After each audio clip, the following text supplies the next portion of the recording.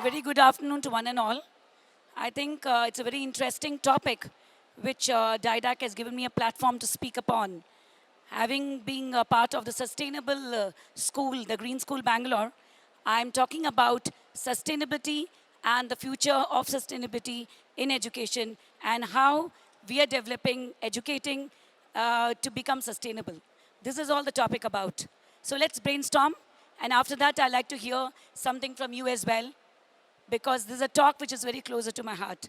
So every single country across the globe is talking about sustainability. Everybody wants to become sustainable. You heard about Denmark, you heard about Sweden.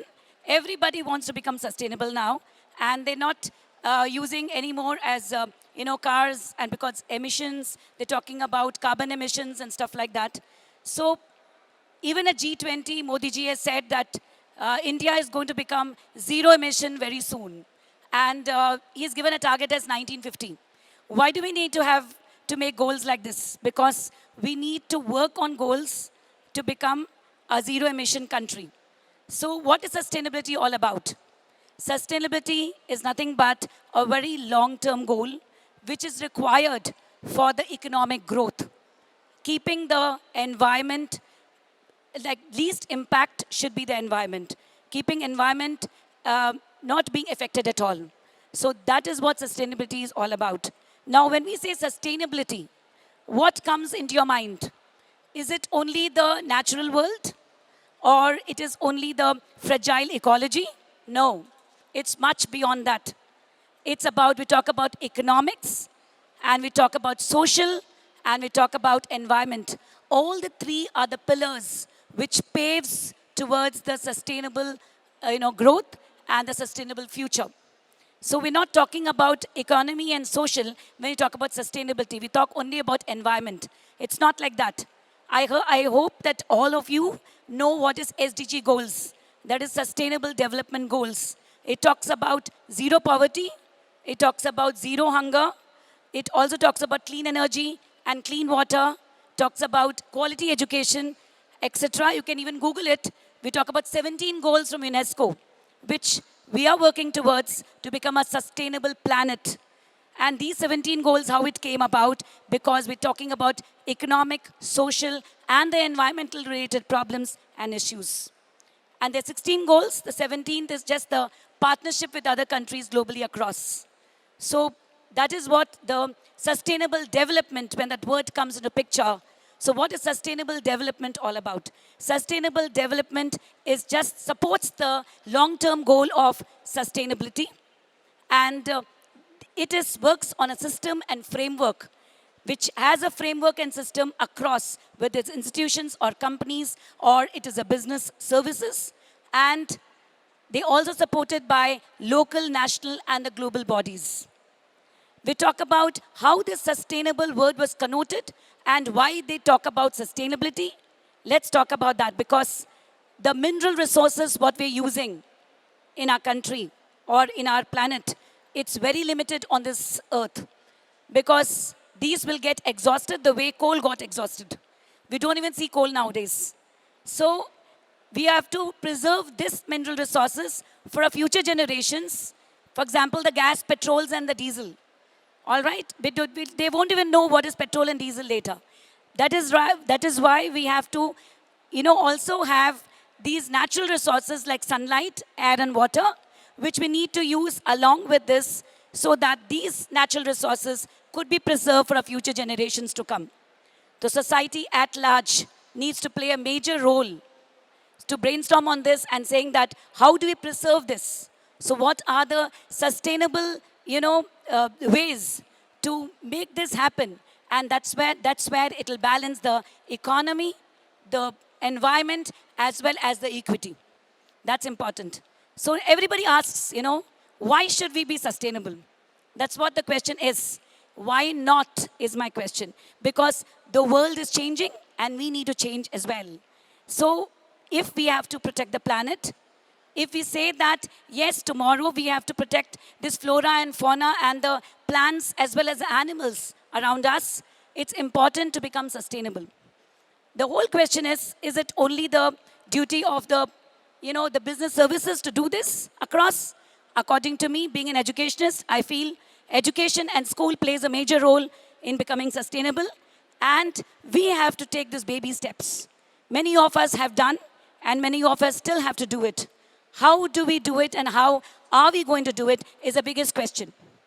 And that starts from the curriculum building. Curriculum building, because when it talks about SDG goals, we need to incorporate the SDG goals within our curriculum. Right from our assembly, right from our classroom, right from our environment, everything needs to be sustainable. So why do we have to keep the environment sustainable? Because then we can take it to the community as well and say, look, we talk about recycle, reuse, and reject, and we're talking about upcycling. So all these things, if the school starts doing, because we talk about future generations, these children are the ones who are going to be the future generations and the affected generations. So that's where the whole change has to happen. So let's all look forward to making that happen. But again, the question is, when it comes to education, everybody says, how to evaluate it, how to assess. If you're going to bring in the changes, immediately evaluation, assessments, and grading comes to the picture. So let's not look at only grading, evaluation, assessments. Let's look at something more than that, that is appreciation of sustainability and the awareness of sustainability, which is very important. If I have to take a car to go somewhere, can I carpool? Can I go by cycle? That's what Sweden is doing right now. But we are ashamed to do that. I am so-and-so, I'm a managing director. I'm supposed to be only driving a car and going. I can't cycle to my office. Why not? I think if every Indian mindset or every human being mindset on a planet changes and say that we need to bring down the carbon emission, and that's how sustainability will happen. And this carbon emission, you really, you can convert into carbon credits and you can sell it to the companies. There are many companies who are ready to buy carbon credits. It's happening across the globe. It's happening with our school. Myself, we are doing it ourselves in our school. Then why not you? Please look into that and I will tell you how you can do it. I'll quickly try to tell you a few pointers before I wind up from here, how you can take up sustainability very seriously in your schools and your institutions. And one is experiential learning. How do you bring about experiential learning? You put them in their real life situations. You tell them to work in a farm. How many schools are doing that? To make the children grow vegetables. What I eat, what I grow is what I eat. Make that concept happen. Because across the globe, there is going to be a food shortage very soon. And we are very lucky that we aren't into that same kind of situation, what Pakistan is going through and what London is going through, America is going through. I'm telling you, like today we were fighting with pandemic. Tomorrow, we're going to fight for the groundwater depletion. So the A thing doesn't work, the B should be there. There should be B plan if A plan is not there. And that's where the problem is. We're not teaching our generation to say that if groundwater depletes, then what is the next solution? The next solution is convert the water or from the moisture and make it into drinking water. This is what we are doing at our school. And I think that you need to look into this to make the children be sustainable and make them think out of the box. Experiential learning, it really helps the children do that. Making them learn, experiential learning cannot be done without life skills. Let me tell you. It is a critical thinking, decision making, problem solving. All this has to be part of experiential learning. And people always say, oh, my school is an experiential learning school. But exactly what the children are doing is nothing but projects. Project-based learning and experiential learning is two different things. If there is a lake near your school, tell your children to do lake resurrections.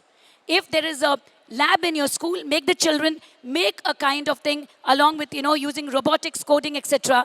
And probably they can come up with some innovations and ideas.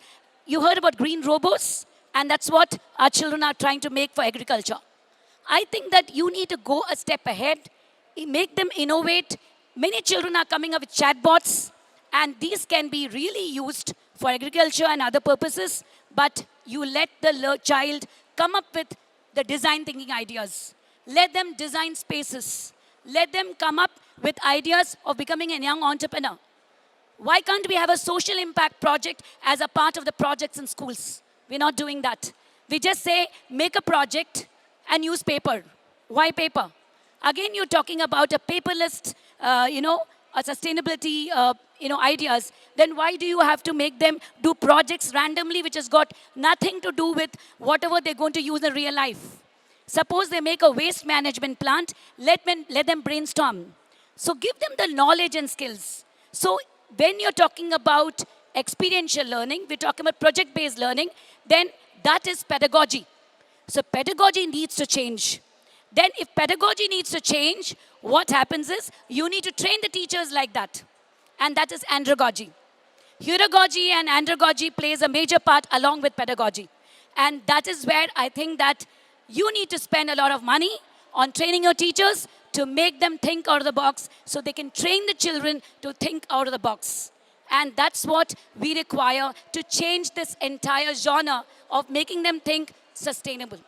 That's very important. So I am saying that world is changing, we are changing, and the whole of the punchline of the didac is change makers.